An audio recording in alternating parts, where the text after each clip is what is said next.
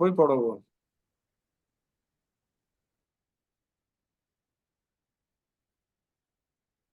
সমস্যা হচ্ছে বয়স হয়ে গেছে তো, 40 পার হয়ে গেলে দেখলাম যে শরীর আর আগের মতো ঝরঝরে নাই।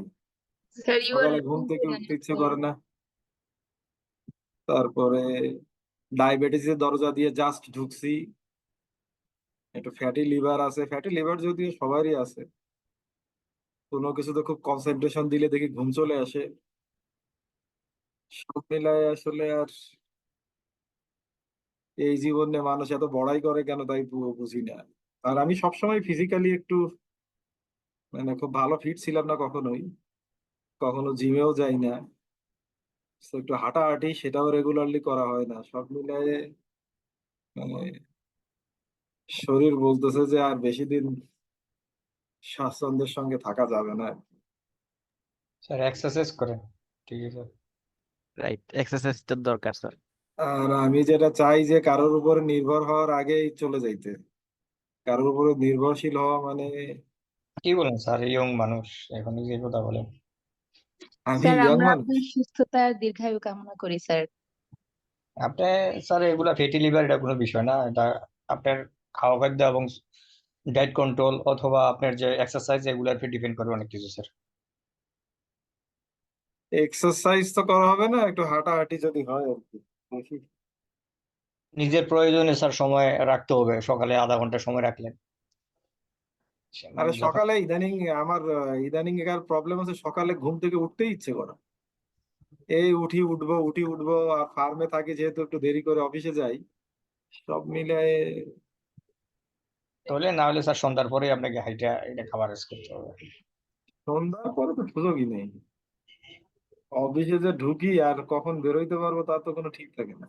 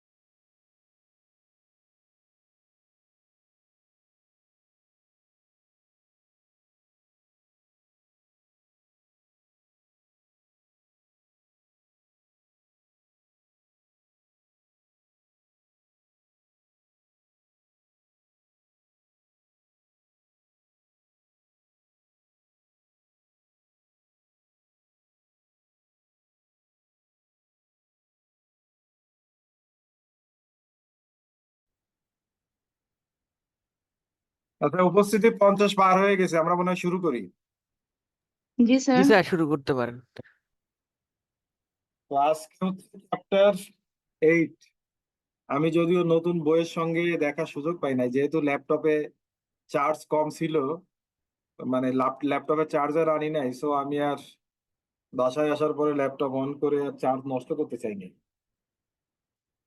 তো চ্যাপ্টার 7-এ আমরা পড়েছি হচ্ছে প্ল্যানিং, চ্যাপ্টার 8 হচ্ছে understanding the entity and its environment. এটাও আমরা এত ডিটেল না হলেও মোটামুটি পড়ে এসেছি সার্টিফিকেট লেভেলের চ্যাপ্টার 3 মধ্যে, প্ল্যানিং দ্য অ্যাসাইনমেন্ট। তো প্রথমে যেটা বলা হচ্ছে যে কেন আন্ডারস্ট্যান্ডিং দ্য বিজনেস এন্টিটি আমাদের দরকার। এখানে দুটো জিনিস বলা হচ্ছে, in order to assess risk, কারণ ক্লায়েন্টে কি কি ধরনের রিস্ক আছে, কোনটা হাই কোনটা মিডিয়াম কোনটা লো, ওই রিস্ক গুলো জানার জন্য আমার দরকার।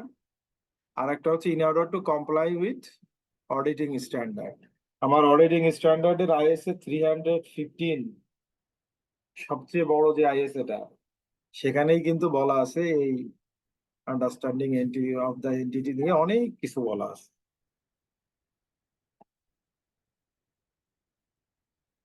এরপরে যেটা বলা হচ্ছে যে it is clearly impossible to be sure how risky a client may be if we do not understand. বলতেছে যে ক্লিয়ারলি একদম অসম্ভব একটা ক্লায়েন্ট কতখানি রিস্কি যদি আমরা না জানি। কি জানি? হু দে আর, তারা কে, হোয়াট দে ডু, তারা কি করে, তারা কি ম্যানুফ্যাকচারিং কোম্পানি নাকি সার্ভিস ওরিয়েন্টেড অর্গানাইজেশন নাকি এনজিও, কি সেটা আমাকে জানতে হবে।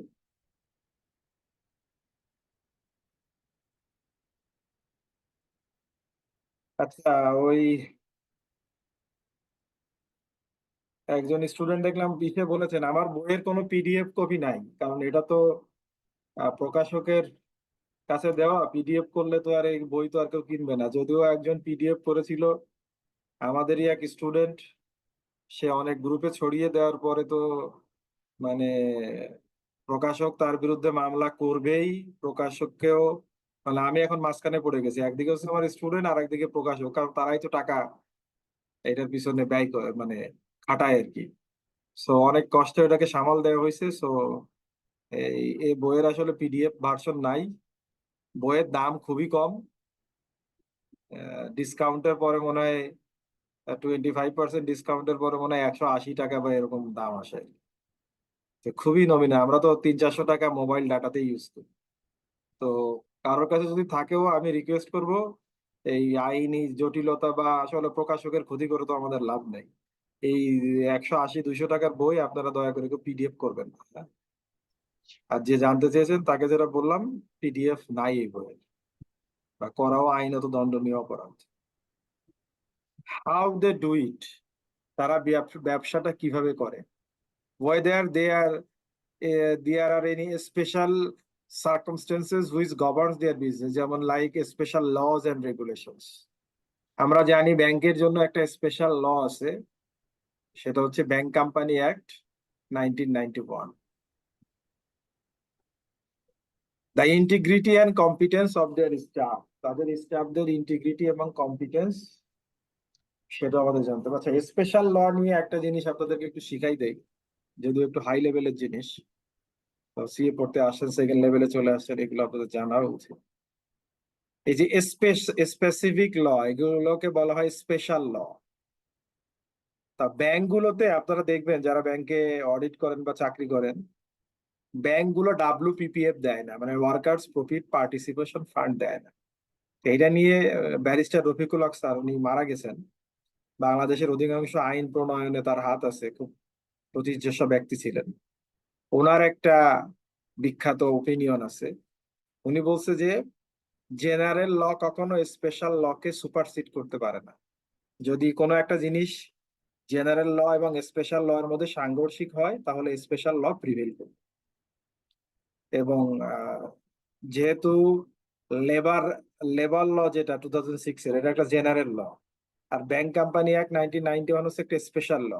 ব্যাংক কোম্পানি আইনে বলা আছে সম্ভবত সেকশন 10-এ, যে এমপ্লয়ীদের প্রফিটের অংশ দেওয়া যাবে না। তো যেহেতু ব্যাংক কোম্পানি আইন স্পেশাল ল, তো জেনারেল ল স্পেশাল লকে সুপারসিড করতে পারবে না, এই জন্য WPPF is not applicable for bank companies. তো বোঝা গেল জেনারেল ল আর স্পেশাল লর মধ্যে কে পাওয়ারফুল।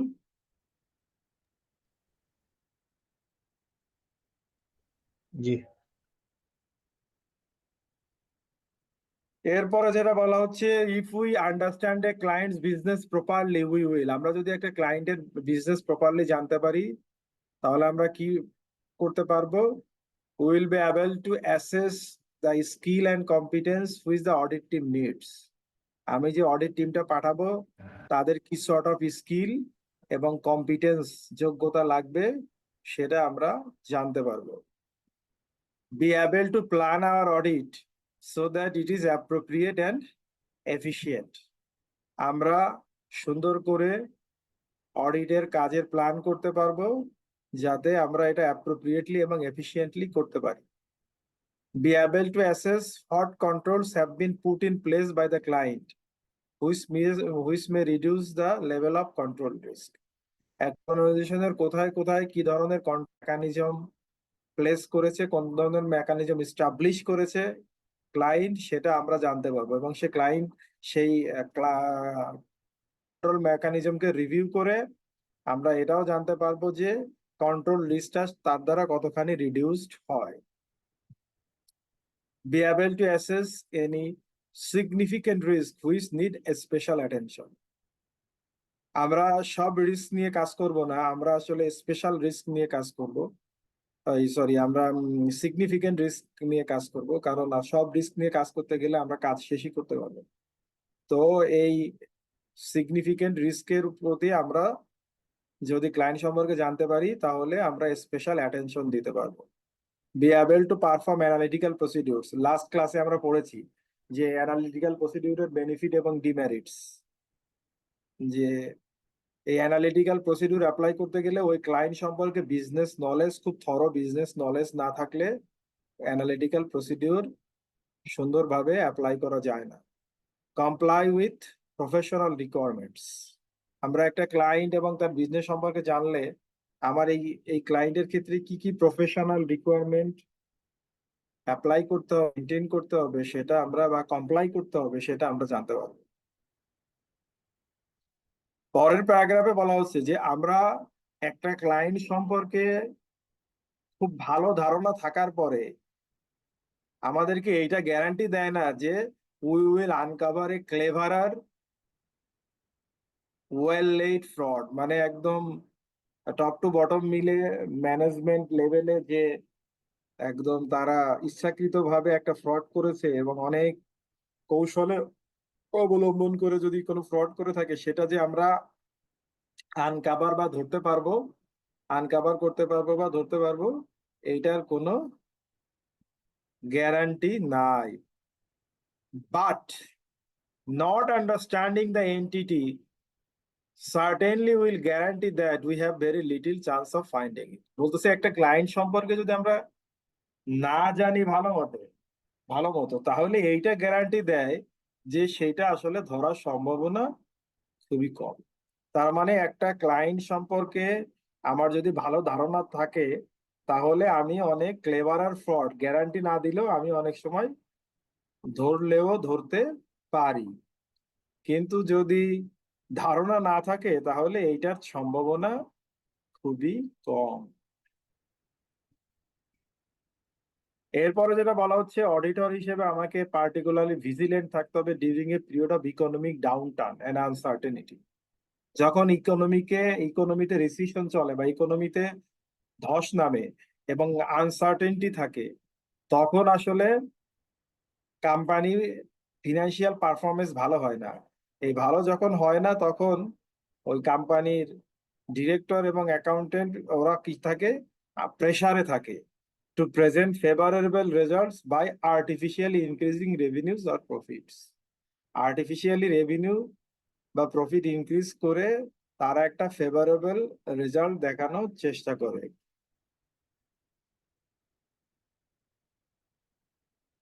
এবং অনেক ক্ষেত্রে যেটা বলা হয় যে অ্যাগ্রেসিভ আর্নিং ম্যানেজমেন্ট যারা করে, this is also a form of fraud. এটাও এক ধরনের ফ্রড।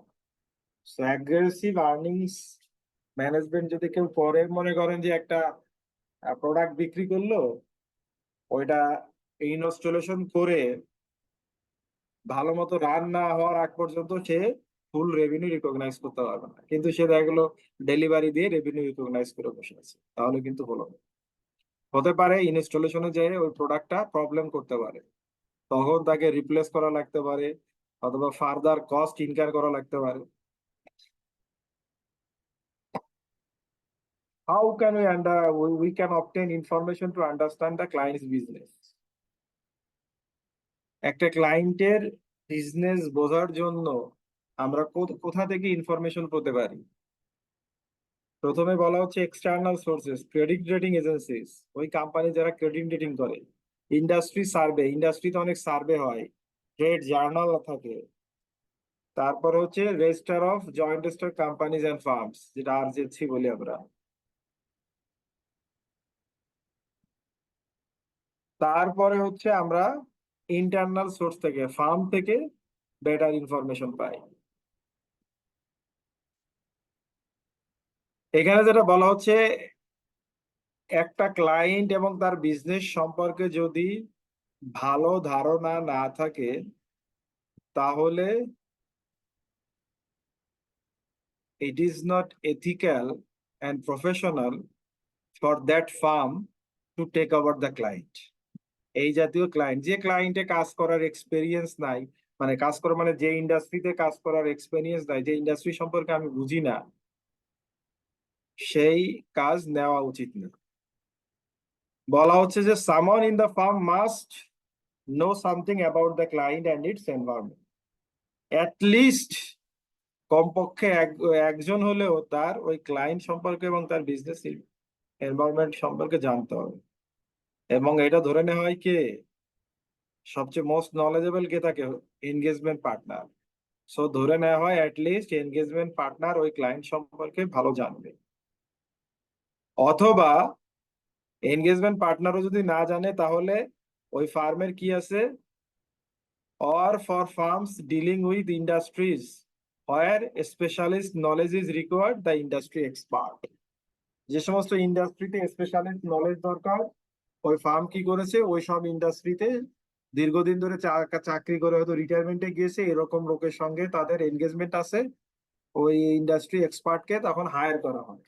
সে এসে ক্লায়েন্টকে বুঝিয়ে দেয়, ওই টিম মেম্বারদের বুঝিয়ে দেয়। যেমন আমি যদি আমার প্র্যাকটিক্যাল এক্সপেরিয়েন্স থেকে বলি, আমরা যখন,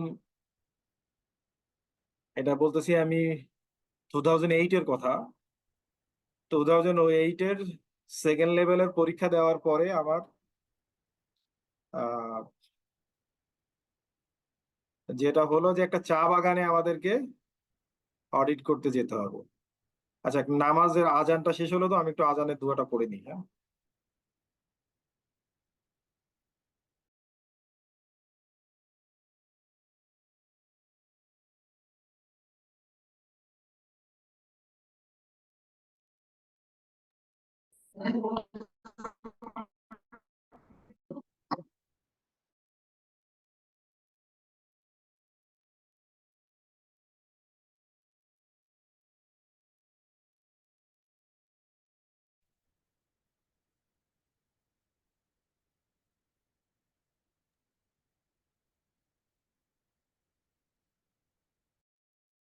তো যেটা বলছিলাম, একজন চা বাগানে দীর্ঘদিন চা কাজ করা ও রিটায়ারমেন্টে যাওয়া একজন মানুষকে আনা হয়।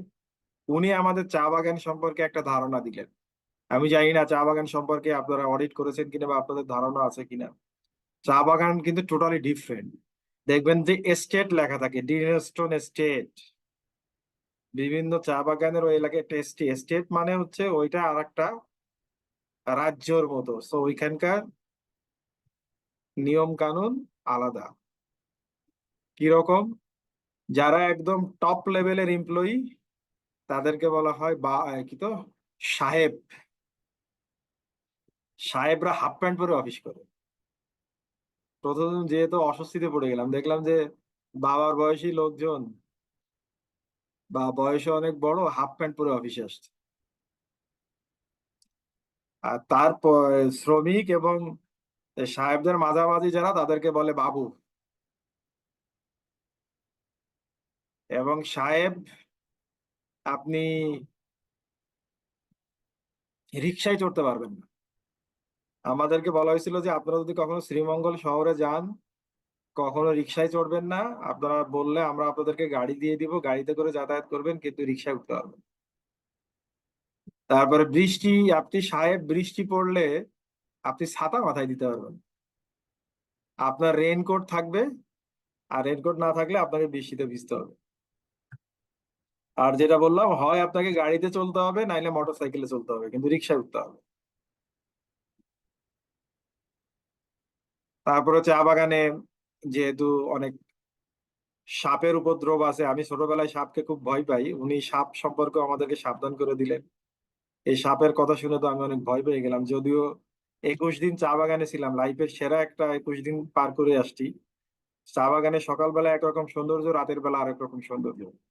কিন্তু ওই 21 দিনে আমি কোনো কোনো সাপ আমার চোখে পড়ে নাই।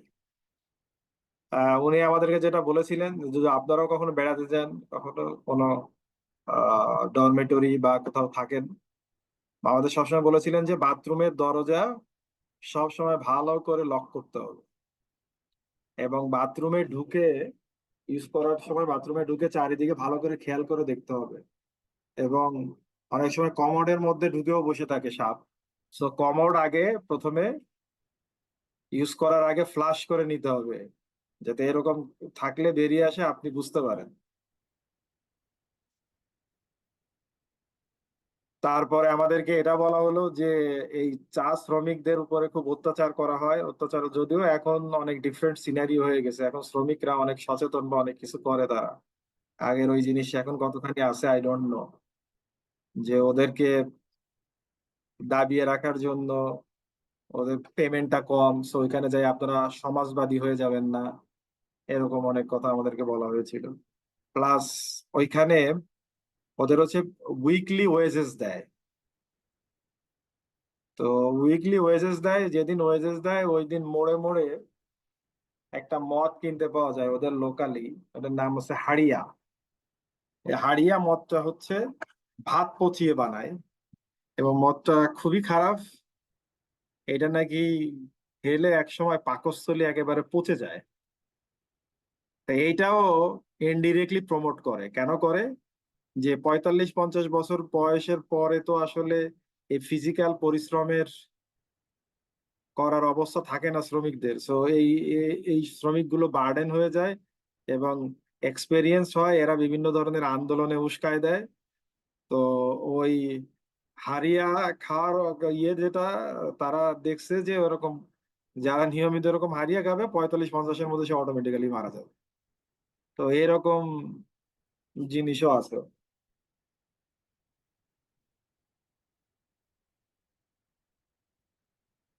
তো এই জিনিসগুলো জেনে, আমরা ভালো মতো জেনে তারপরে কিন্তু ওই স্পেশাল অডিটটা করতে গিয়েছিলাম। তো আমাদের যেটা সুবিধা হয়েছে সেটা হচ্ছে এই জানার কারণে উনি যে ব্রিফটা আমাদেরকে দিয়ে দিয়েছিলেন, আমরা কিন্তু ওই চা বাগানে কাজ করতে যেয়ে আমাদেরকে খুব একটা বেগ পেতে হয় না। কিন্তু উনার কাছে যদি এই ব্রিফিংটা আমরা না পেতাম, আমরা এর আগে কখনোই চা বাগানে কাজ করি নাই, তাহলে কিন্তু আমাদের জন্য ওই টি এস্টেটটা, এবং ওটা ছিল বাংলাদেশের সবচেয়ে বড় টি কোম্পানি, এটা অডিট করা আমাদের জন্য খুব টাফ হয়ে যেত। এই জন্য দেখেন এরপরে বলা হচ্ছে, it is the firm's responsibility to ensure that audit staffs are properly briefed. এটা ফার্মের দায়িত্ব কোন একটা ক্লায়েন্টে পাঠানোর সময় স্টুডেন্টদেরকে ভালো মতো ব্রিফ করা। আমাদের এখানে তো আসলে এই জিনিস খুব কমই হয়। এবং বলা হচ্ছে ওই ইন্ডিভিজুয়াল টিম মেম্বারেরও রেসপন্সিবিলিটি যে হি ইজ প্রপারলি ব্রিফড, সে প্রপারলি ব্রিফিংটা পেয়েছে।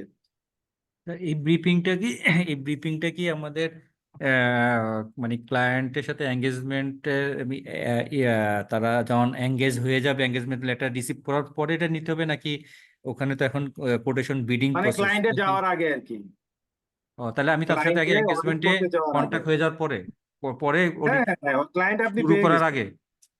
শুরু করার আগে, রাইট। শুরু করার আগে এই ব্রিফিংটা হলে তাহলে ক্লায়েন্টে যে কাজ করতে স্টুডেন্টদের সুবিধা হয়। তো টিম মেম্বারদের কি করা উচিত? লাস্ট ইয়ারের ফাইল গো থ্রু করা উচিত, পার্মানেন্ট ফাইল গো থ্রু করা উচিত, করসপন্ডেন্স ফাইল গো থ্রু করা উচিত, ট্যাক্স ফাইল গো থ্রু করা উচিত। টিম মেম্বারদের কাদের সাথে কথা বলতে হবে? পার্টনারের সঙ্গে, ম্যানেজারের সঙ্গে, ট্যাক্স পার্সনের সঙ্গে। লাস্ট ইয়ারে যারা সিনিয়র যদি নতুন টিম যায় তাদের সঙ্গে কথা বলতে হবে। আর ফার্মের যদি ওই ইন্ডাস্ট্রি রিলেটেড স্পেশালিস্ট থাকে তাহলে ওই ইন্ডাস্ট্রি এক্সপার্টের সঙ্গে কথা বলতে হবে। এরপরে আমরা যখন ক্লায়েন্টে চলে যাব, তখন আমরা যখন যে এরিয়াতে কাজ করতে যাব ওই এরিয়ার যারা রেসপন্সিবল পার্সন, যারা ভালো বুঝে, তো ওখানকার যারা যে বস বা তার আন্ডারে যারা কাজ করে তাদের কাছ থেকে বুঝে নিতে হবে। তাদের যে ইন্টারনাল করসপন্ডেন্স, যেমন মাইনুটস অফ বোর্ড আর কমিটি মিটিংস। একটা জিনিস মাথায় রাখবেন, কোনো অর্গানাইজেশনে যে একদম খুব অল্প সময়ের মধ্যে শুরুতে সারা বছর কোম্পানিতে যা ঘটেছে সেটা বোঝার জন্য সবচেয়ে সহজ উপায় হচ্ছে তার যত বোর্ড মিটিং এর মাইনুটস আছে নিয়ে নেওয়া। তার ম্যানেজমেন্টের যদি বিভিন্ন কমিটি থাকে বা বোর্ডের আরো কোনো কমিটি থাকে, এই সমস্ত কমিটির মিটিং মাইনুটস নিয়ে নেওয়া। তাহলে আপনি ওইটা থেকে তারপরে কোম্পানির যে অ্যাডমিন ডিপার্টমেন্ট বা এইচআর ডিপার্টমেন্ট, তাদের সারা বছরে ইস্যু করা যে সমস্ত অফিস অর্ডার গুলো আছে এইগুলো নিয়ে নিলে মানে আপনি ক্লায়েন্ট সম্পর্কে জানতে পারবেন।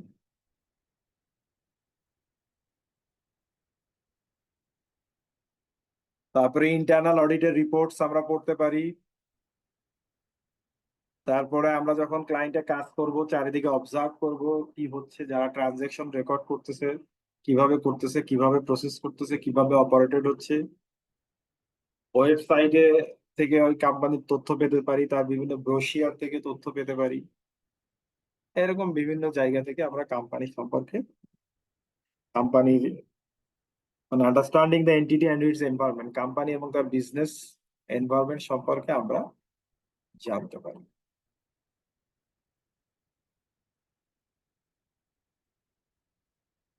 এরপরও যেটা বলা হচ্ছে যে একটা ক্লায়েন্টের বিজনেস বুঝতে যে আমরা কি ধরনের ইনফরমেশন আমরা অবটেইন করতে পারি, নিতে পারি। প্রথমে বলা হচ্ছে basic. ISA 350 identifying assessing risk of material misstatement through understanding the entity and its environment. সে বলছে এই নিচের 10টা কোশ্চেন, নিচের 9টা কোশ্চেনের যদি আমরা answer pi in sufficient depth, তাহলে অডিটর নিজেকে স্যাটিসফাই করতে পারে যে না, এই ক্লায়েন্ট সম্পর্কে আমি মোটামুটি একটা ভালো ধারণা পেয়েছি। প্রথম কোশ্চেন হচ্ছে what does the client do? Client আসলে কি করে, কি নেচার অফ বিজনেস সে করে। What are the characteristics of the industry or environment in which it operates? সে কোন ইন্ডাস্ট্রিতে আছে? এটা একটা ম্যানুফ্যাকচারিং কোম্পানি, নাকি এটা একটা সার্ভিস ওরিয়েন্টেড অর্গানাইজেশন, নাকি এনজিও, নাকি ব্যাংক ফিনান্সিয়াল ইনস্টিটিউশন? এটা আমাকে প্রথমে বুঝতে হবে। Is it govern by specific laws and regulations? যেমন বললাম, আমরা জানি যে ব্যাংকের ক্ষেত্রে ব্যাংক কোম্পানি অ্যাক্ট 1991 যেমন আছে, পাশাপাশি ব্যাংকের যে রেগুলেটর, ব্যাংকের যে প্রাইম রেগুলেটর বাংলাদেশ ব্যাংকেরও কিন্তু ওরা প্রতিদিন কোনো না কোনো সার্কুলার ওরা ইস্যু করে। ওই যে বিভিন্ন ডিপার্টমেন্ট আছে, বিভিন্ন ডিপার্টমেন্ট ব্যাংক গুলাকে গাইড করার জন্য বিভিন্ন সারা বছর ধরে অনেক সার্কুলার ইস্যু করে।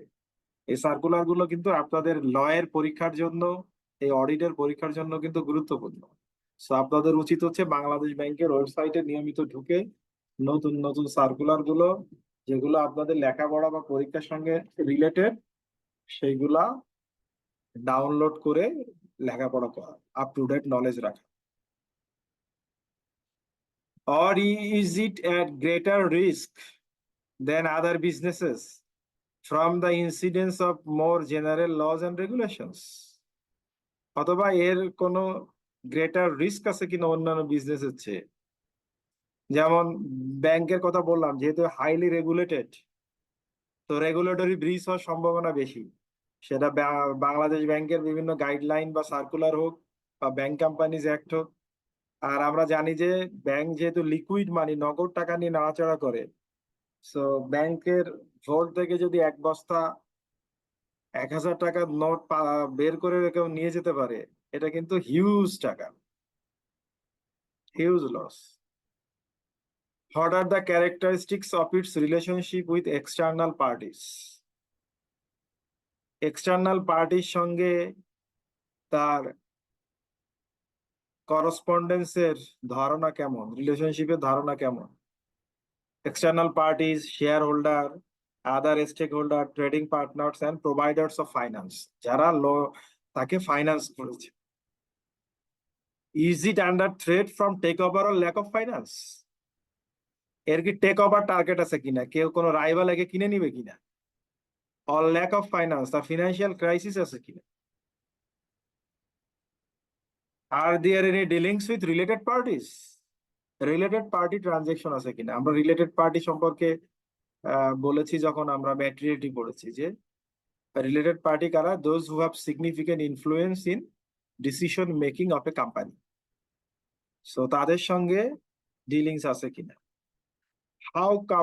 How competent is it's management? এর ম্যানেজমেন্টে যারা আছে তারা কতখানি ক্যাপাবল, প্রত্যেকের কাজ, তাদের যে কাজ করতে হয় বা কাজ তাদেরকে অ্যাসাইন করা হয়, সেই কাজ করার জন্য কতখানি যোগ্য তারা? Are any suitable system and controls in place? কোম্পানিতে সুন্দর একটা ইন্টারনাল কন্ট্রোল সিস্টেম আছে কিনা? What accounting policies has it adopted? কোন ধরনের অ্যাকাউন্টিং পলিসি সে অ্যাডপ্ট করেছে?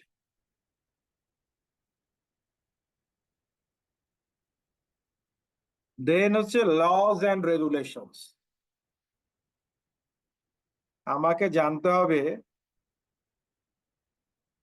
ক্লায়েন্ট সম্পর্কে জানতে গেলে কোন কোন লজ এবং রেগুলেশন তার জন্য অ্যাপ্লিকেবল এবং তার অপারেশনে কি কি ইম্প্যাক্ট আছে এই লজ এন্ড রেগুলেশনস এর, এইটা সম্পর্কে আমার ধারণা থাকতে হবে। নর্মালি এই লজ এন্ড রেগুলেশনস গুলো হচ্ছে দুই ধরনের।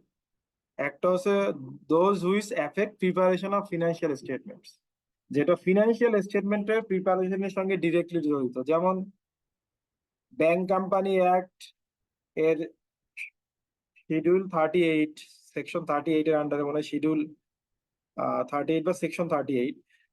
বাট সবচেয়ে বড় কথা হচ্ছে যে বিআরপিটি সার্কুলার 2003 সালের, বিআরপিটি সার্কুলার নাম্বার 14, সেই 2003 সালে সেই সার্কুলার দিয়ে এখনো চলতেছে, অথচ কত আইএসআইএফআরএস নতুন আসছে, চেঞ্জ হয়ে গেছে। তো ব্যাংক গুলাকে যেটা করতে হয়, তার নিয়ম হচ্ছে আইএসআইএফআরএস অনুযায়ী ফিনান্সিয়াল স্টেটমেন্ট তৈরি করা, কিন্তু তার যে প্রাইম রেগুলেটর বাংলাদেশ ব্যাংক, তার যে সার্কুলার বা গাইডলাইন সেটা মানতে যে তাকে কিছু বা বিএফআরএস মানে আইএসআইএফআরএস এর নন কমপ্লায়েন্স করতে হয়, ম্যান্ডেটরিলি করতে সে বাধ্য। এই আইএসআইএফআরএস এর নন কমপ্লায়েন্স গুলা তারা কি করে, তাদের নোটস টু দা ফিনান্সিয়াল স্টেটমেন্টে হাইলাইট করে ডিসক্লোজ করে। সো এটা বিশেষ করে ব্যাংক কোম্পানির ক্ষেত্রে কিন্তু এই লজ এন্ড রেগুলেশন সরাসরি তার ফিনান্সিয়াল স্টেটমেন্ট প্রিপারেশনে এফেক্ট করে, এইটা একটা ধরনের। আর একটা হচ্ছে those which effect the way the client conducts its business, আর একটা হচ্ছে যে ওয়েতে ক্লায়েন্ট তার বিজনেস কন্ডাক্ট করে, মানে ডে টু ডে অপারেশন করতে যে যে সমস্ত লয়ের তার ইম্প্যাক্ট আছে। যেমন একটা কোম্পানির জন্য আমরা জানি, আমাদের দেশের কোম্পানিগুলোর জন্য মাদার ল হচ্ছে কোম্পানিজ অ্যাক্ট 1994। সো 1994 তার জন্য অ্যাপ্লিকেবল। তারপরে যে অ্যাকাউন্টিং স্ট্যান্ডার্ড, এগুলো তার জন্য অ্যাপ্লিকেবল। সো কিভাবে সে ফিনান্সিয়াল স্টেটমেন্ট তৈরি করবে সেটা তাকে বুঝতে হবে। বাট এখানে একটা কথা বলা হচ্ছে, the auditor is not expected to be an expert in all laws and regulations which affect the client. একটা ক্লায়েন্টকে অ্যাফেক্ট করে সব লজ অ্যান্ড রেগুলেশনের ওপরে আমার মাস্টারি এক্সপার্টিস দরকার নাই। বাট আমাকে যেটা করতে হবে যে if a company fails to comply with laws and regulations which govern its business, মানে অ্যাটলিস্ট ওই ল গুলো সম্পর্কে আমার জেনারেল ধারণা থাকতে হবে। কিরকম? It will be soon go out of business. এমন ল নন কমপ্লায়েন্স হচ্ছে এই ব্রিজ করার জন্য তার ক্যান্সেলটা, তার এই ব্রিজ করার জন্য তার লাইসেন্স ক্যান্সেল হয়ে যেতে পারে। তো তার যেটা হচ্ছে যে তার বিজনেস বন্ধ হয়ে যেতে পারে। এইগুলো তার জন্য গুরুত্বপূর্ণ। This will have a material impact on it's financial statement, অথবা কোনো নন কমপ্লায়েন্স তার ফিনান্সিয়াল স্টেটমেন্টের উপরে ম্যাটেরিয়াল ইম্প্যাক্ট আছে। এই জিনিসগুলো সম্পর্কে আমার মোটামুটি একটা ভালো ধারণা থাকা উচিত। তারপরে যেটা বলা হচ্ছে যে how much knowledge and assurance provider should have and in hot depth is another question of this। মানে কি ধরনের নলেজ থাকতে, কি পরিমাণ, হাউ মাস কি পরিমাণ থাকতে হবে, এবং ইন হট ডেপথ কোন ডেপথে থাকতে হবে, সেটা আর একটা কোশ্চেন। এখানে তিনটা জিনিসের কথা বলা আছে, দেখেন। বলছে if the likely impact of non compliance is assessed as low. আমরা দেখলাম যে কোন আইনে নন কমপ্লায়েন্স করলেও ওই ক্ষেত্রে রিস্ক হচ্ছে লো, ইম্প্যাক্ট হচ্ছে লো। Auditor will ask management for background information and that will be sufficient।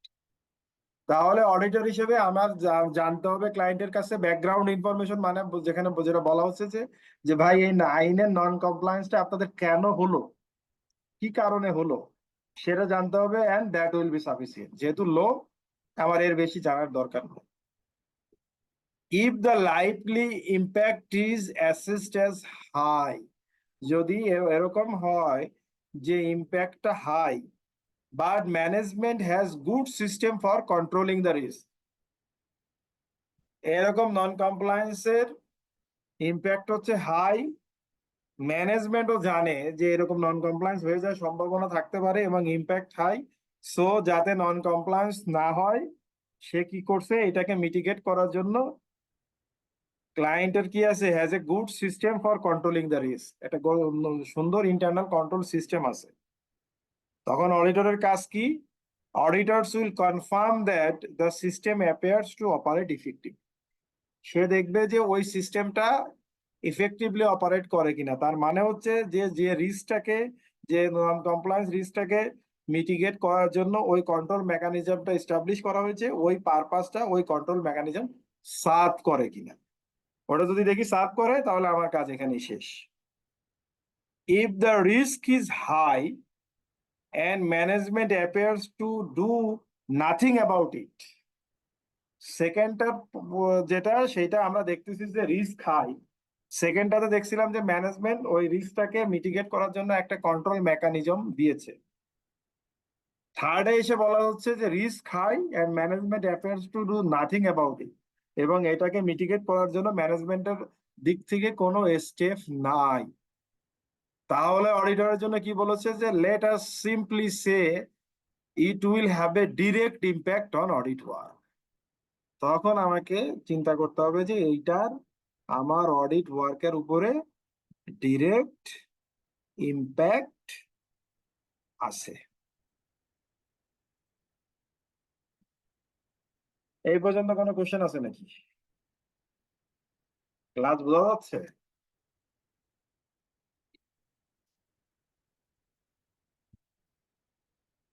No sir, ঠিক আছে।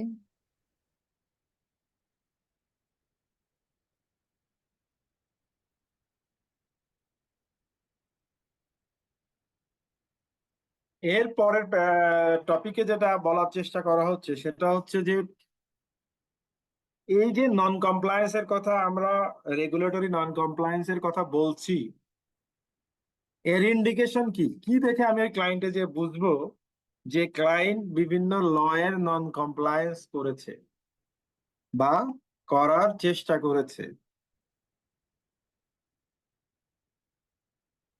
আইএসএ 250 সেটারও একটা লিস্ট আপনাকে দেওয়ার চেষ্টা করেছে। কিরকম? Investigation by government department. আপনি ক্লায়েন্টে যে অডিট করতে যে দেখলেন অ্যান্টি করাপশন কমিশন, যেটাকে বাংলায় আমরা বলি দুদক, দুর্নীতি দমন কমিশন, তার ইনভেস্টিগেশন চলতেছে, তখন বুঝতে হবে যে something wrong. Payment of fines or penalties, আপনাকে যে ফিনান্সিয়াল স্টেটমেন্ট দিল তার ইনকাম স্টেটমেন্টে দেখলেন যে ভালো অঙ্কের ফাইন পেনাল্টি দিছে এবছর এই কোম্পানি। ফাইন পেনাল্টি কি কেউ ইচ্ছা করে দেয়? স্বেচ্ছায় দেয়? জি না। তার মানে তখন বুঝতে হবে যে কোনো আইনের নন কমপ্লায়েন্স সে করেছে, যার জন্য এই ফাইন পেনাল্টিজ তার কাছ থেকে আদায় করা হয়েছে। তখন আমাকে ওইটা খুঁজে বের বের করতে হবে যে কি কারণে সে ফাইন পেনাল্টিজ দিল। Payment for unspecified services or loans to consultant related parties, employees or government employees. কাউকে একটা টাকা দেয়া হচ্ছে, কোনো কনসালটেন্ট রিলেটেড পার্টি বা এমপ্লয়ি বা কোনো গভর্নমেন্ট এমপ্লয়ি, কিন্তু আনস্পেসিফাইড সার্ভিস, জন্য বোঝা যাচ্ছে না যে কি কোন কাজের জন্য সে কি করলো, কেন তাকে টাকাটা দেওয়া হচ্ছে। আপনি বুঝতেই পারছেন আপনাকে কোন দিকে ইঙ্গিত করা হচ্ছে। তার মানে হয়তো কোম্পানি কোনো বিপদে পড়ে বিপদ থেকে উদ্ধার হওয়ার জন্য হয়তো ঘুষ দিয়েছে, এরকম হতে পারে। Sales commission or agents fees that appears excessive in relation to those normally paid by the entity. সাধারণত একটা বিজনেস এন্টিটি বা ইন্ডাস্ট্রিতে নর্মালি যে সেলস কমিশন হয় বা এজেন্টস ফি হয়, দেখা গেল অনেক বেশি সেলস কমিশন দেয়া হচ্ছে নর্মালের চেয়ে। তখন এটা বুঝতে হবে যে এখানেও something wrong. Purchasing at price is significantly above or below market price. যে মার্কেট প্রাইসে একটা জিনিস কেনার কথা তার চেয়ে হয় অনেক কম দামে অথবা অনেক বেশি দামে এটা কেনা হলো। বেশি দামে কিনে কি করে, আমাদের দেশ থেকে যদি বেশি দামে ইম্পোর্ট করে, এটা কি হবে? টাকা পাচার। আপনি 1 কোটি টাকা দিয়ে কিনলেন, এটা রেকর্ড করলেন 50 লাখ, ওকে বললেন যে 1 কোটি টাকা তোমার হাতে যাবে, কিন্তু ভাই তুমি নিজের 50 লাখ রেখে বাকি 50 লাখ আমাকে দিয়ে দিবা। এইভাবে আমাদের দেশ থেকে টাকা পাচার হয় ইম্পোর্টের মাধ্যমে। আনইউজুয়াল পেমেন্ট ইন ক্যাশ, আমরা জানি আমাদের ইনকাম ট্যাক্স অ্যাক্ট 2023 সম্ভবত সেকশন 55 এর এন, সেখানে বলা আছে যে 50,000 টাকার উপরে কোনো পেমেন্ট কি করা যাবে না, ক্যাশে করা যাবে না। কোনো পারচেজ বা এক্সপেন্সের কোনো পেমেন্ট, আপনি দেখলেন যে অনেক বড় বড় অঙ্কের পেমেন্ট কি হচ্ছে, ক্যাশে হচ্ছে, এটা একটা non compliance. Payment for goods or services made other than to the country from which goods or services originated. এক দেশ থেকে গুডস ইম্পোর্ট করেছে, পেমেন্ট করতেছে আর এক দেশে, এটাও গুড সাইন না, এটাও money laundering. Payments without proper exchange control mechanism, proper exchange control নাই, ইচ্ছা মতো পেমেন্ট হচ্ছে, এটাও ভালো সাইন না। Existence of an accounting system that fails, whether by design or by accident, to provide adequate audit trail or sufficient evidence. এমন accounting system নিছে যেখানে অডিট ট্রেল নাই, তাহলে তো কে কোথায় যে কোন জেল থেকে টাকা সরালো, কি করলো না করলো, তার কোনো অডিট লগে তার কোনো অডিট ট্রেল বা মানে ব্যাকগ্রাউন্ডে কোনো ইনফরমেশন থাকবে না, তাহলে আপনি কিছুই পাবেন না। কোথায় কি হলো না হলো, কে কি করলো না করলো, কে এখানে লগ ইন করছিল কোন ইউজার আইডি দিয়ে, কে এই কাজটা করলো, এটা ট্রেস আউট করা সম্ভব না। এরকম যদি করে রাখে ইচ্ছা করে, বুঝতে হবে যে এদের মনের মধ্যে নন কমপ্লায়েন্স করার ইচ্ছা আছে। Unauthorised transactions or improperly recorded transactions, ট্রানজেকশনের যার অথরাইজ করার কথা সে করে নাই, আর একজনকে দিয়ে অথরাইজ করানো হয়েছে, এটা আনঅথরাইজড ট্রানজেকশন। অথবা ইমপ্রপারলি রেকর্ডেড, ঠিক মতো রেকর্ড করা হয় না। Last one is very very important. Audit করতে যাওয়ার, অডিট শুরু করার পরে আপনি যখন পেপার পত্রিকা পড়বেন বা প্রিন্ট ইলেকট্রনিক মিডিয়াকে ফলো করবেন, তখন এই জিনিসটা দেখতে হবে, অ্যাডভার্স মিডিয়া কমেন্ট। আপনার ক্লায়েন্টের নামে, আপনার অডিট ক্লায়েন্টের নামে কোনো অ্যাডভার্স মিডিয়া কমেন্ট আছে কিনা, যদি থাকে সেটাকে খতিয়ে দেখতে হবে duly।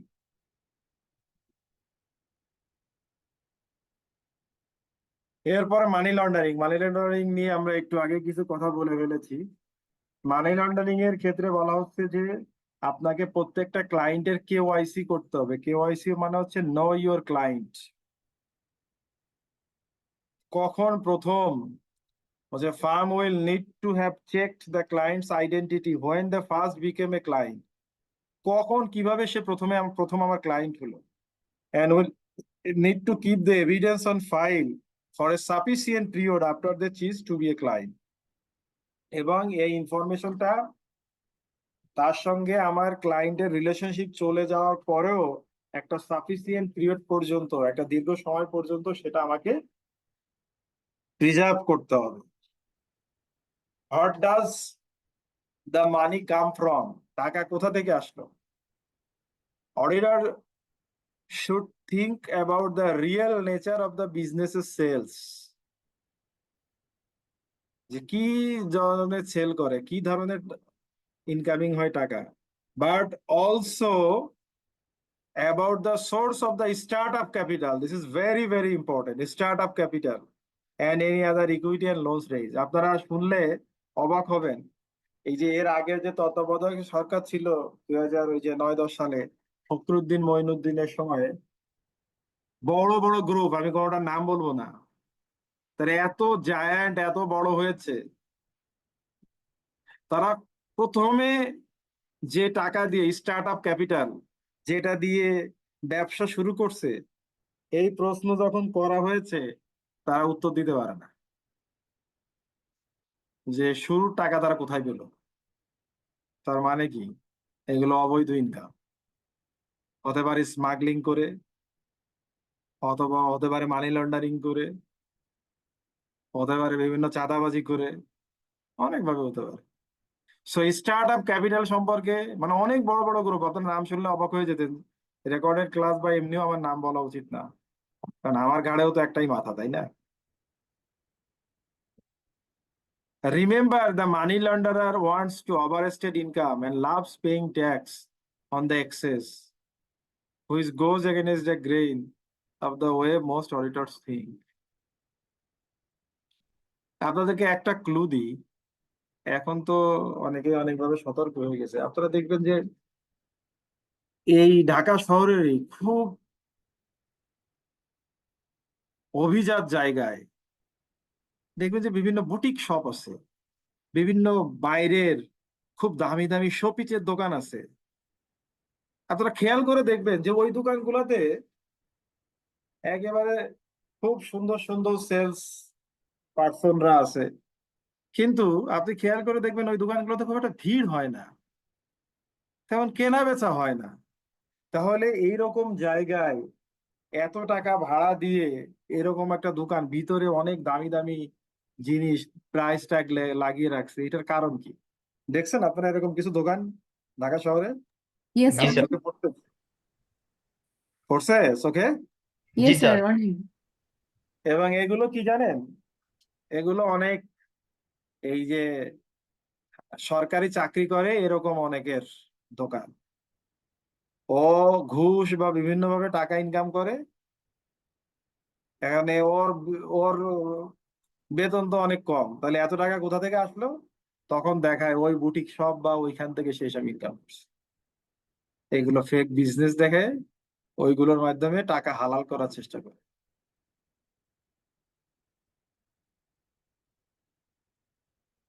Fraud,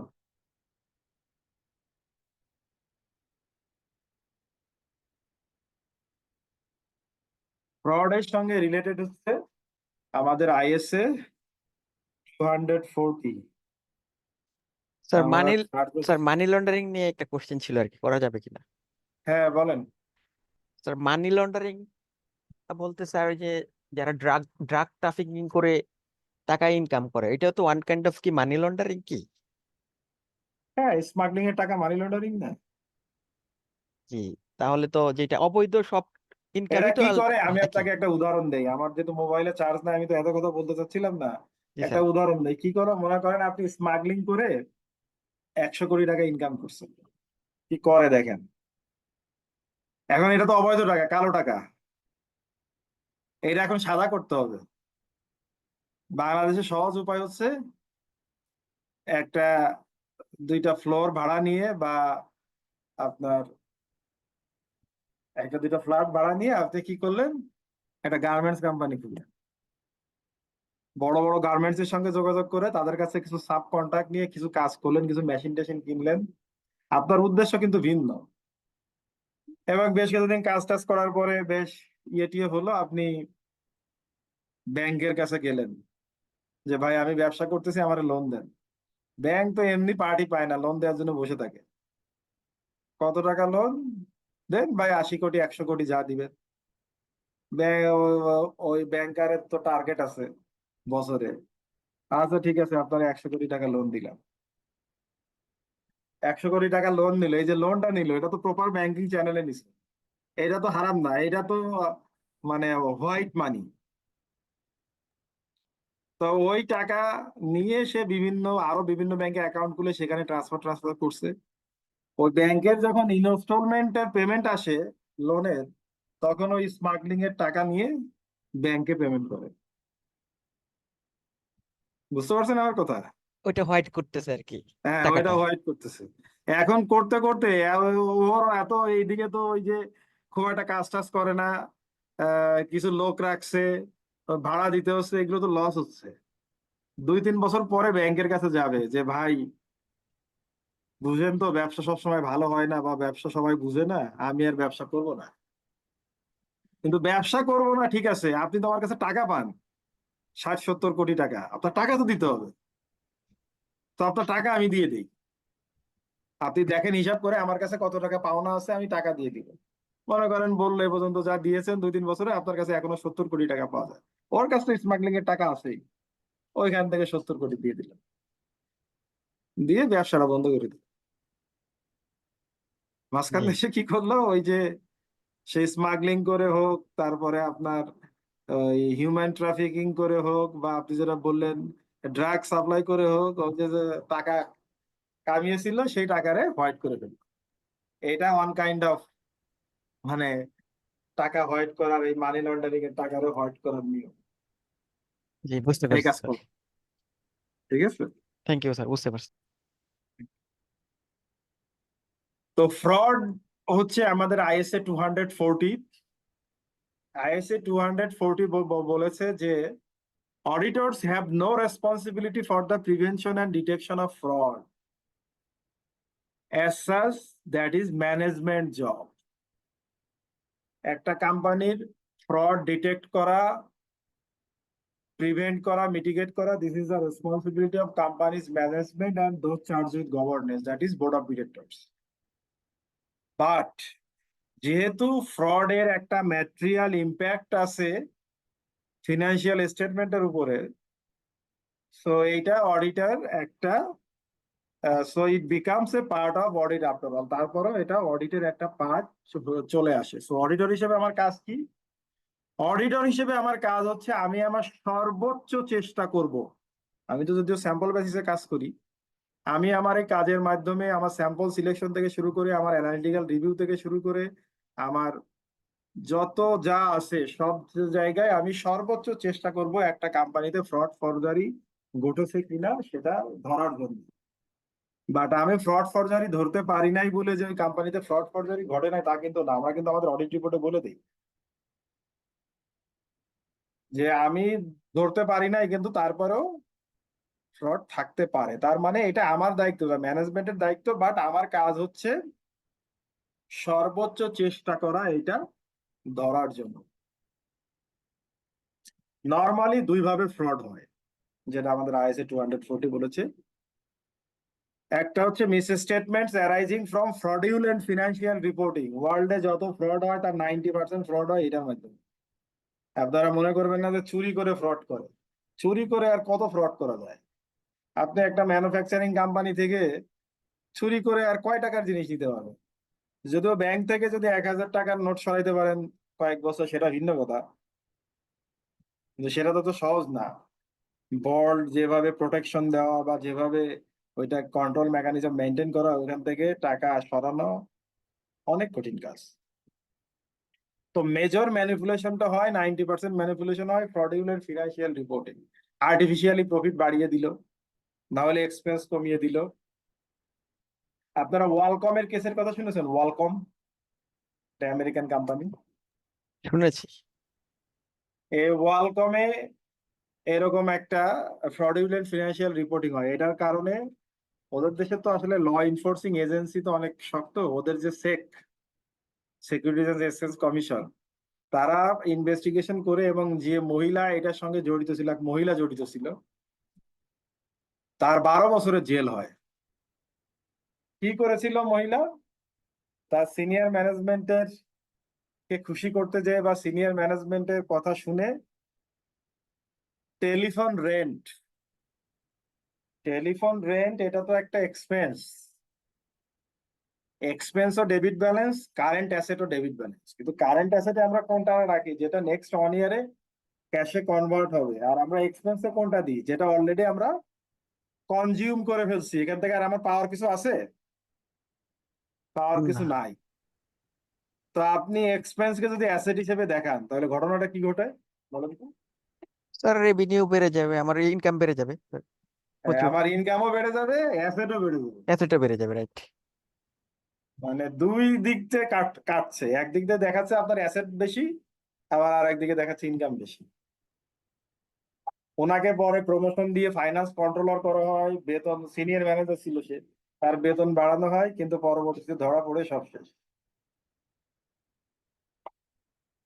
miss statements arising from miss appropriation of assets, এইটা হচ্ছে চুরি করা। টাকা চুরি করলেন, আইফোন কোম্পানিতে চাকরি করে, অ্যাপেলে চাকরি করে আইফোন চুরি করলেন। আমি নিশ্চিত যে এখান থেকে আইফোন চুরি করা অবশ্যই সহজ কাজ না। তো এইটা যদি আমরা করি, অডিটর হিসেবে আমার কাজ হচ্ছে, আমি যখন ক্লায়েন্ট সম্পর্কে জানতে যাব, in understanding the clients business, there are some key questions that need to be asked. Can the figure be manipulated? If so, how? Financial statement সফটওয়্যারে যে ফিগার আছে, ওই ফিগার ম্যানিপুলেট করা সম্ভব তো না। যদি সম্ভব হয় তাহলে কিভাবে সম্ভব? Which areas are most susceptible to manipulate, কোন এরিয়াতে ম্যানিপুলেশন করার সম্ভাবনা বেশি? আমরা একটু আগে উদাহরণে বুঝছি যে ইনকামকে ম্যানিপুলেট করার সম্ভাবনা হয়, ইনকামকে বাড়াবে, নাইলে এক্সপেন্স কমাবে। Can assets be misappropriated, and if so how? Asset কি চুরি করে নিয়ে যাওয়া সম্ভব? যদি সম্ভব হয় তাহলে কিভাবে? Which areas R most at risk, কোন এরিয়াটা বেশি রিস্ক, সেটা আমাদেরকে জানতে হবে। লাস্ট যে টপিকটা, এটা হচ্ছে আইএসএ 402। এটা হেডিং হচ্ছে audit consideration relating to an entity using a service organisation. কেউ যদি সার্ভিস আউটসোর্সিং করে, কোনো কোম্পানি, আমার কোনো অডিট ক্লায়েন্ট যে দেখলাম সে আউটসোর্সিং করে সার্ভিস, কিরকম হতে পারে? আউটসোর্সিং এক্সাম্পল দিচ্ছি, ইনফরমেশন প্রসেসিং হতে পারে, তার সফটওয়্যার সার্ভিসিং, সফটওয়্যার বা রিলেটেড জিনিস আউটসোর্সিং এর মাধ্যমে করে।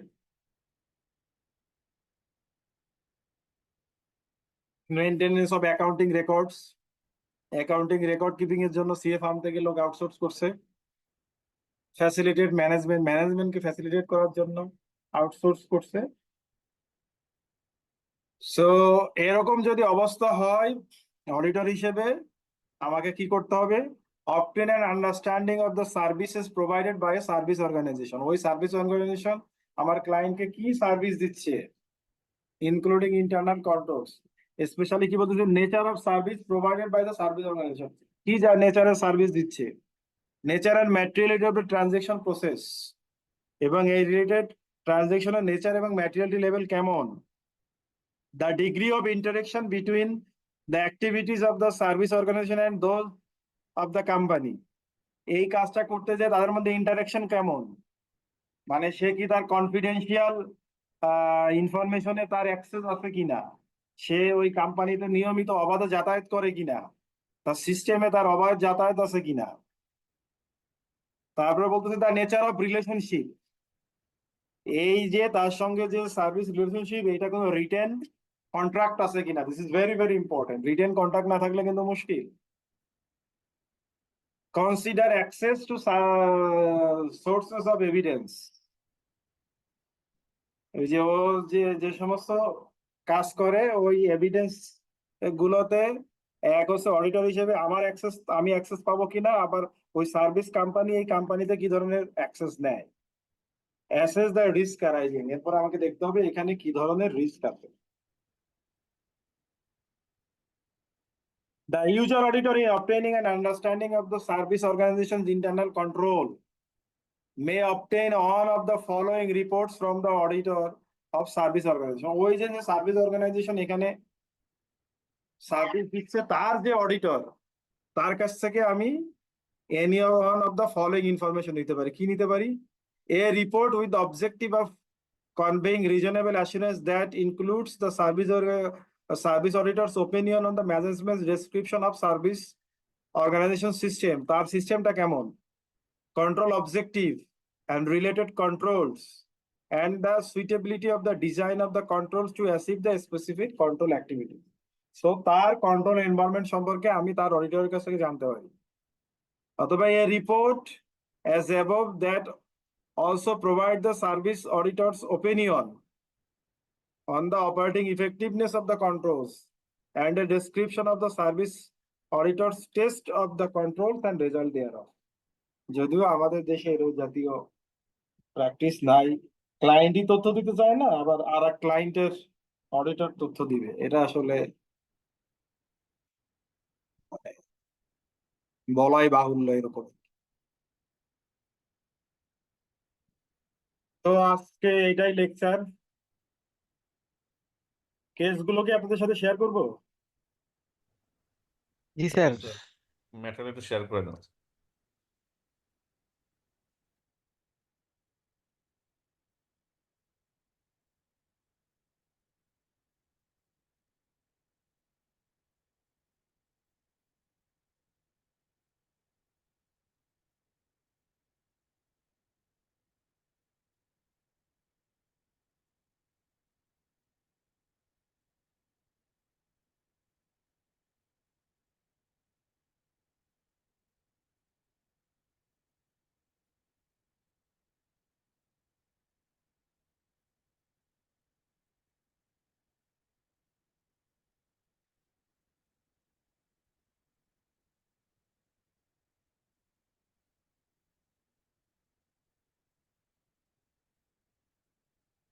আজকে কেস দেই, অ্যান্সারটা নেক্সট ক্লাসে দেই, ঠিক আছে?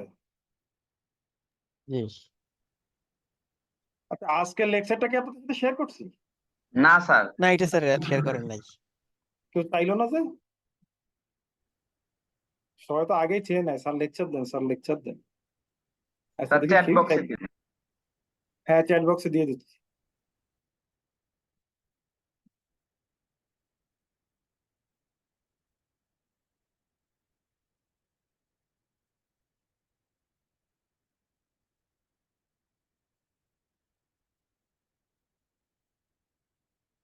আমার ক্লাস আপনারা বুঝেন তো?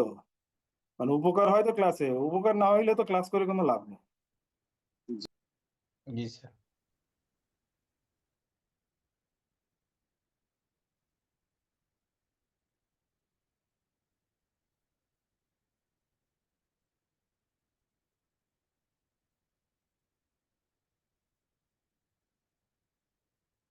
তবে নতুন বইয়ে আর কি কি আছে এটা আমি দেখতে পাই না, দেখি নেক্সট ক্লাসে দেখে বলতে পারি কিনা।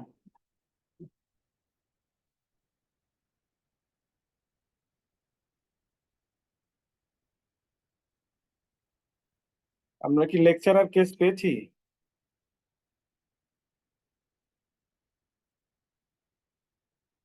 জি স্যার পেয়েছি। জি পেয়েছি। ক্লাস স্যার রিপ্রেজেন্টেটিভ কেউ নাই?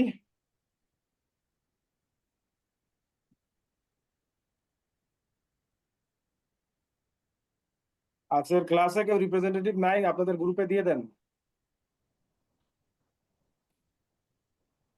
কাদেরকে রিপ্রেজেন্টেটিভ বানাইলাম? কেউ নাই আজকে? একজনও নাই? ক্লাসে তো স্টুডেন্ট 116 জন। আছে স্যার, ওই যে ইরফান উদ্দিন সাহেব দেয় আর আছে কি। স্যার, আছে তো স্যার। আচ্ছা, আমরা একটা কেস দেখি। আমার এখনো 26% চার্জ আছে, সময়ও তো 10-15 মিনিট আছে। লাস্ট কেসটা, বড় কেসটা আমি পড়ি, তাড়াতাড়ি শেষ করে দিই।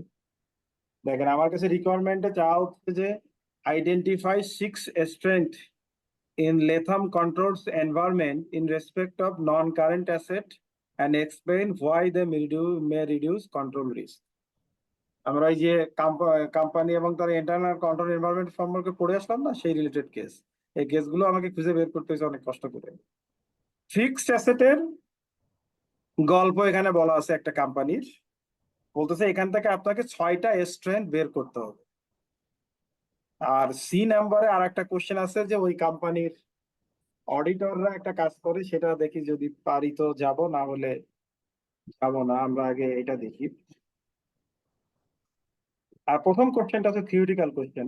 Explain why obtaining and understanding of the entity and its environment is important for the auditor. এটা তো আমরা পড়েছি ক্লাসের শুরুতেই। Latham Company is a large engineering company with 10 manufacturing units throughout the country in which it is located. The manufacturing process is capital intensive and the company holds a wide variety of plant and equipment.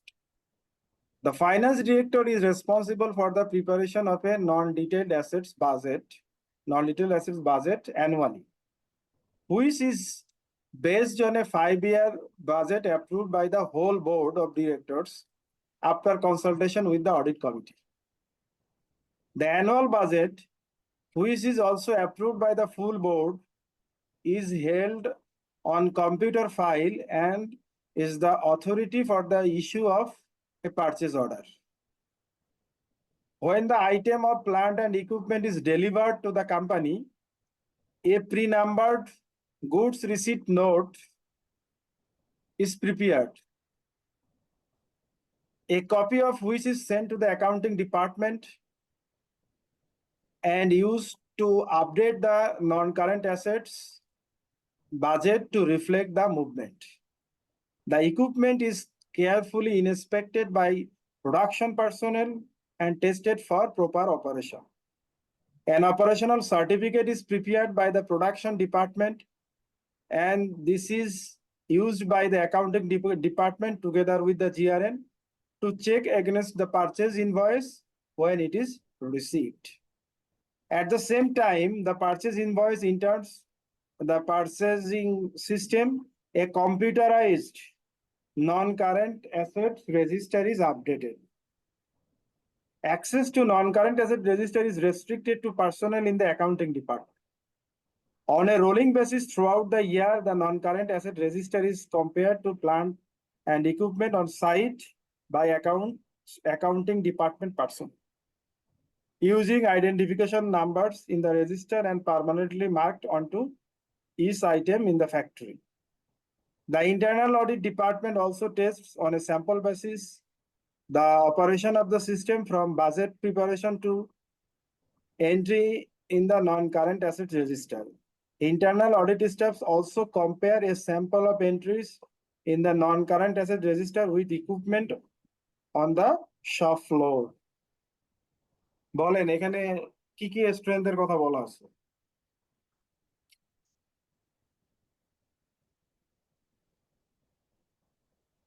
কোনো স্ট্রেংথই নাই।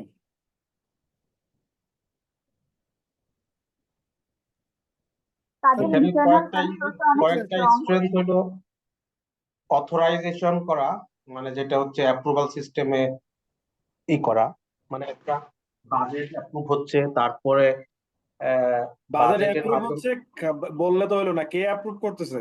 Board approve board করতেছে। Approve করতেছে।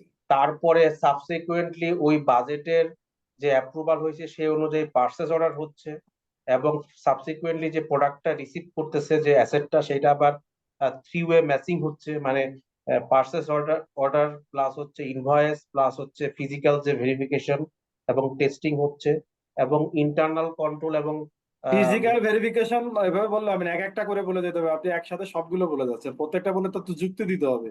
এই যে আচ্ছা, physical verification হচ্ছে, verification কে করতেছে? Physical verification করতেছে ইঞ্জিনিয়ার, মানে প্রোডাকশন ডিপার্টমেন্ট। হ্যাঁ প্রোডাকশন ডিপার্টমেন্ট করতেছে। এটা যার এই যার নো এই হাউ আছে, মেশিনের, এই মেশিন সম্পর্কে ভালো জানে কারা? নো হাউ যার আছে সে করতেছে। হুম। হ্যাঁ, এটা যদি অ্যাকাউন্টস ডিপার্টমেন্ট করতো তাহলে কি ভালো হইতো? না না না। না, হুম। এটা ভালো হইতো। তো তো তো তারপরে আবার এখানে একটা সার্টিফিকেশন আসতেছে, দেন আবার ইন্টারনাল অডিট একটা ইন্টারনাল রেগুলার অডিটও একটা নির্দিষ্ট সময় দেখে। সময় এভরি ইন্টারভালে সে ভেরিফাই করতেছে, চেক করতেছে, এবং এখানে তো বেশ কয়েকটা স্ট্রেংথ আছে।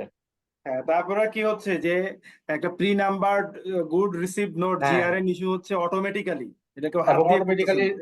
অ্যাসেট রেজিস্টারে ফ্লো করতেছে। তারপরে অ্যাসেট আছে প্রোডাকশন ডিপার্টমেন্টে, কিন্তু এই রেজিস্টার কার কাছে? অ্যাকাউন্টিং অ্যাকাউন্টস ডিপার্টমেন্টের কাছে। ডিপার্টমেন্টের কাছে। তো যার কাছে অ্যাসেট আছে তার কাছে কিন্তু রেজিস্টার নাই, তাহলে সে কিন্তু একটা ম্যানিপুলেশনের চান্স থাকে। সেগ্রিগেশন অফ ডিউটি আছে, হ্যাঁ। হ্যাঁ, এবং বলতেছে যে ফিজিক্যাল ভেরিফিকেশনও সারা বছর ধরে অ্যাকাউন্ট ডিপার্টমেন্টের লোকজন যেই করে, যার যার কাস্টডিতে আছে তাকে দিয়ে করায় না। সো এটাও একটা কিন্তু ভালো কন্ট্রোল। কন্ট্রোল মানে সেগ্রিগেশন ডিউটিটা প্রতিটা স্টেপে আছে। হ্যাঁ, ভালোই বুঝছেন। এবার আমরা সি নাম্বার কোশ্চেনে আসি। সি নাম্বার কোশ্চেনের রিকোয়ারমেন্টে বলা হচ্ছে explain why this is not a good test for completeness. দেখা যাচ্ছে না স্যার, সিনো সি দেখা যাচ্ছে না? যাচ্ছে যাচ্ছে যাচ্ছে যাচ্ছে। মানে এখানে আমরা আগে পড়ি নাই, ইন্টারনাল অডিটের একটা টেস্টিং এর কথা মনে হয় বলা হবে, সেটা কেন কমপ্লিটনেস এর জন্য ভালো না। State a more appropriate test to prove completeness of non-current assets records, including non-current asset register. সেটা কি বলা হচ্ছে, as part of your work as external auditor, you are reviewing the non-current asset audit program of internal auditors. মানে আমি external auditor হিসেবে internal অডিটরের ওর যে নন current asset audit করে তার অডিট প্রোগ্রামটা আমি চেক করতেছি। And notice that the basis of their testing is a representative sample of purchase invoice. So তার basis of testing হচ্ছে কিসের representative sample of purchase invoices.